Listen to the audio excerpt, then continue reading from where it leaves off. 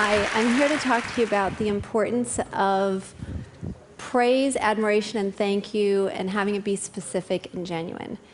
And the way I got interested in this was I noticed in myself when I was growing up and until about a few years ago that I would want to say thank you to someone, I would want to praise them, I'd want to take in their praise of me, and I just stop it.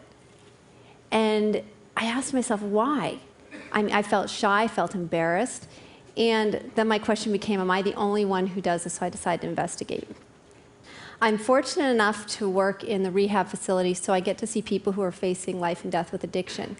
And sometimes it comes down to something as simple as their core wound is their father died without ever saying he was proud of them.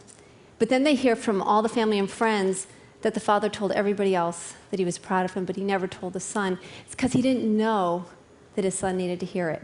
So my question is, why don't we ask for the things that we need? I know a gentleman married for 25 years who's longing to hear his wife say, thank you for being the breadwinner so I could stay home with the kids, but won't ask. I know a woman who's good at this. She once a week meets with her husband and says, I would like you to thank me for all these things I did in the house and with the kids. And he goes, oh, this is great, this is great. And praise really does have to be genuine, but she takes responsibility for that. And a friend of mine, April, who I've had since kindergarten, she thanks her children for doing their chores. And she said, why wouldn't I thank it, even though they're supposed to do it?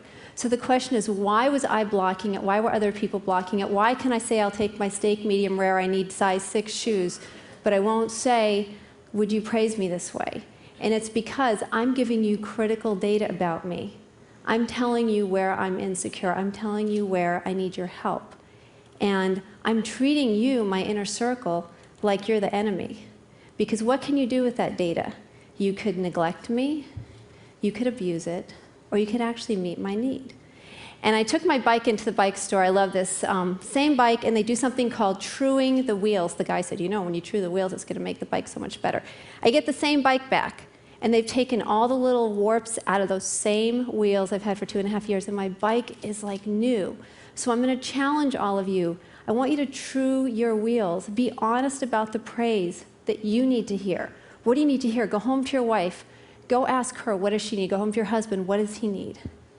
Go home and ask those questions and then help the people around you. And it's simple. Why? And why should we care about this? We talk about world peace. How can we have world peace with different cultures, different languages? I think it starts household by household, under the same roof. So let's make it right in our own backyard. And I wanted to thank all of you in the audience for being great husbands, great mothers, friends, daughters, sons. And maybe somebody's never said that to you, but you've done a really, really good job. And thank you for being here and just showing up and changing the world with your ideas. Thank you.